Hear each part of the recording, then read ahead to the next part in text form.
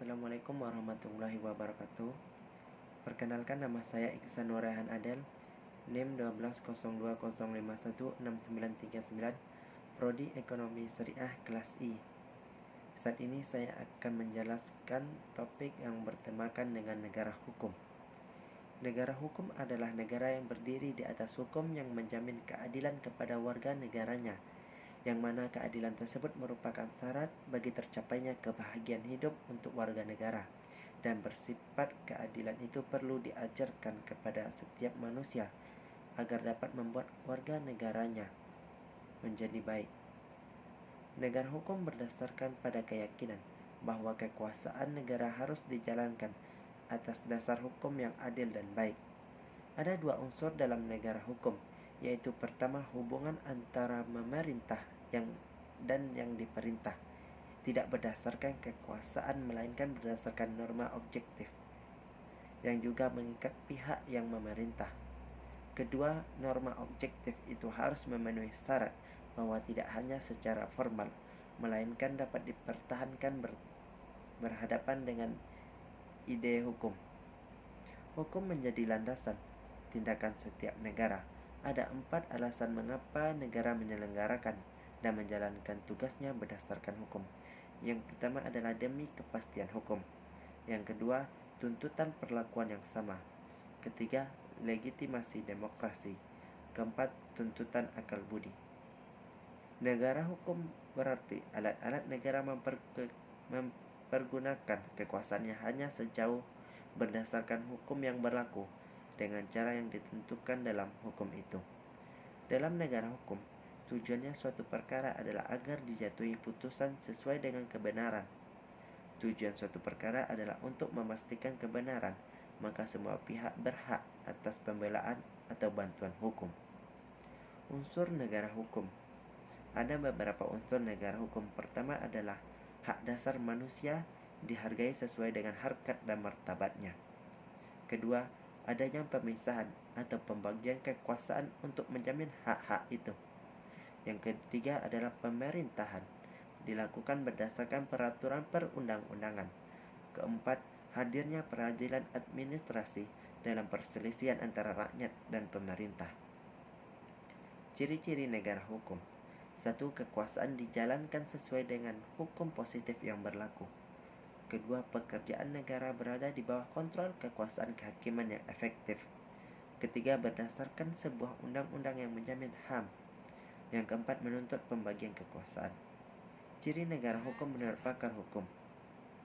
Friedrich Julius Stark dalam kelompok pakar hukum Eropa kontinental memberikan ciri-ciri Restat sebagai berikut. Yang pertama, hak asasi orang. Yang kedua, pemerintahan berdasarkan pada ketentuan peraturan.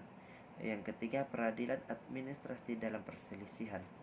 Mengenal AVDC, yang kelompok pakar hukum Anglo-Saxon antara tanda-tanda regulation of law seperti yang pertama adalah supremasi hukum. Pada makna tidak bisa muncul kewenangan-kewenangan hingga seorang muncul bisa dihukum bila tidak memenuhi hukum. Kedua, kedudukan yang sama di hadapan hukum, baik untuk kaum umum maupun untuk pejabat. Yang ketiga, terjaminnya hak-hak orang dalam undang-undang atau peraturan pengadilan. Konsep negara hukum. Yang pertama, negara hukum adalah konsep yang menempatkan hukum sebagai sumber kedaulatan yang tertinggi dalam penyelenggaraan negara hukum. Yang kedua, konsep ini telah dikenal sejak zaman Yunani kuno, atau Plato disebut dengan nomos, yang merupakan berkembangnya menjadi nomokrasi, yang tujuannya menempatkan hukum sebagai pembatas dari kekuasaan yang dimiliki oleh penguasa. Ketiga adalah konsep ini adalah reaksi terhadap konsep kedaulatan negara Restat, yang menempatkan kedaulatan tertinggi ada di tangan penyelenggara negara. Teori terkait negara hukum. Dalam pengertian negara hukum klasik, terdapat 2 tipe negara hukum. Yang pertama adalah tipe Eropa kontinental yang berdasarkan pada kedaulatan hukum yang berintikan negara hukum. 2. tipe Anglo-Sagon yang berintikan the rule of law restat adalah sebuah konsep dalam pemikiran hukum Eropa kontinental yang awalnya dipinjam dari hukum Jerman yang dapat diterjemahkan sebagai legal state, state of law, state of justice, or state of right, di mana pelaksanaan kekuasaan pemerintahannya yang dibatasi oleh hukum.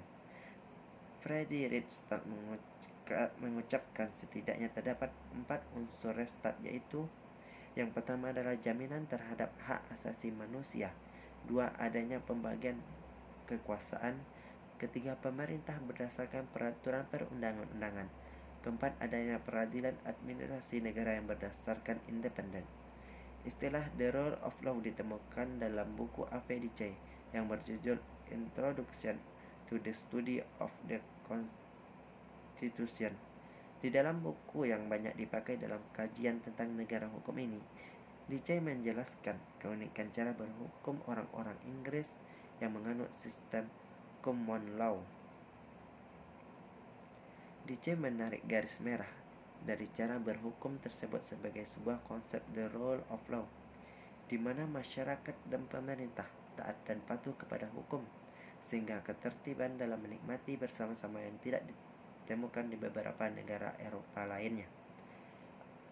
D.C. menguraikan ada 3 unsur penting dalam setiap negara hukum yang disebut dengan istilah the rule of law, yaitu supremacy of law, yaitu dominasi dari aturan-aturan hukum itu menentang dan mendianakan kesewenang-wenangan, dan kewenangan bebas yaitu begitu luas oleh pemerintah.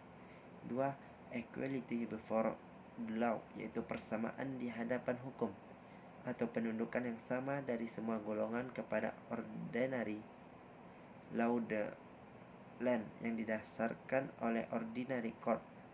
Ini berarti tidak ada orang yang berada di atas hukum, baik pejabat maupun warga negara biasa, berkewajiban untuk mentaati hukum yang sama. Ketiga, due process of law, atau terjaminnya hak-hak manusia untuk konstitusi yang merupakan hasil the ordinary law of land, bahwa hukum konstitusi bukanlah sumber, akan tetapi merupakan konsekuensi dari hak-hak individu yang dirumuskan dan ditegaskan oleh peradilan. Singkatnya, prinsip-prinsip hukum privat melalui tindakan peradilan dan parlemen sedemikian diperluas sehingga membatasi posisi Crown. Dalam perkembangan mengenai negara hukum, adanya upaya untuk menghilangkan batasan pengertian negara hukum antara restat dan the rule of law, seperti halnya berangkat dari embrio pemikiran para penggagas negara hukum seperti John Locke dan Montesquieu. Briantamanaha mencoba melakukan terobosan dan memformulasikan sebuah alternatif baru dalam konsep negara hukum, di mana Briantamanaha menawarkan pemisahan konsep the rule of law ke dalam 2 kategori dasar, formal dan substantif, yang kedua-duanya masing-masing memiliki 3 cabang atau format yang berbeda. Prinsip negara hukum.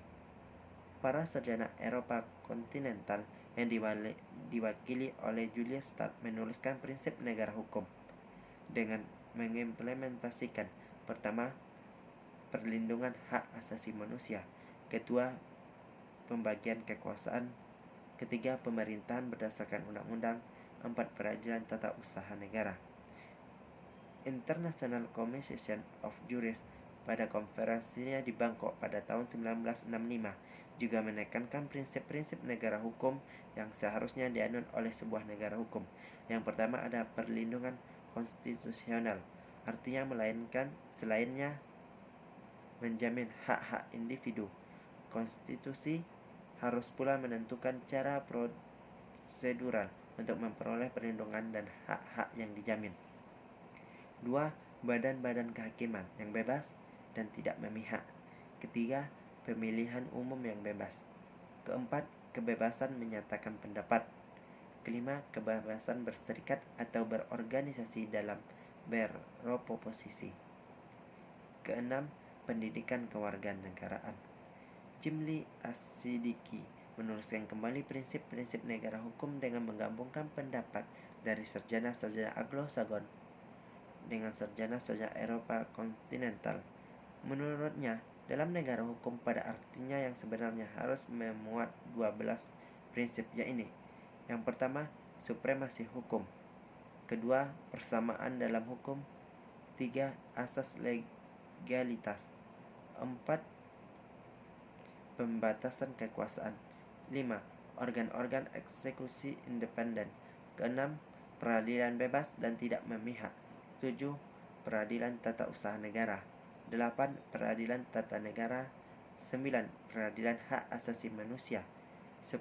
Bersifat demokrasi. 11. Berfungsi sebagai sarana mewujudkan tujuan berwarga negara. 12.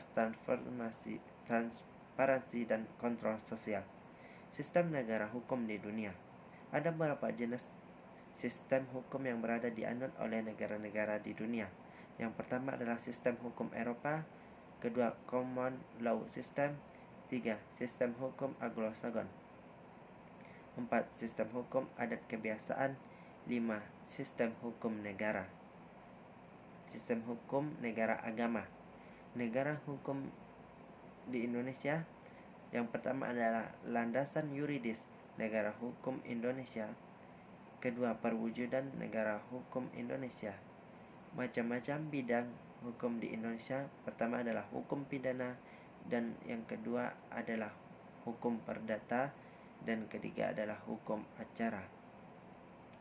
Sekian, terima kasih pemaparan dari saya tentang negara hukum. Sekian, terima kasih. Assalamualaikum warahmatullahi wabarakatuh.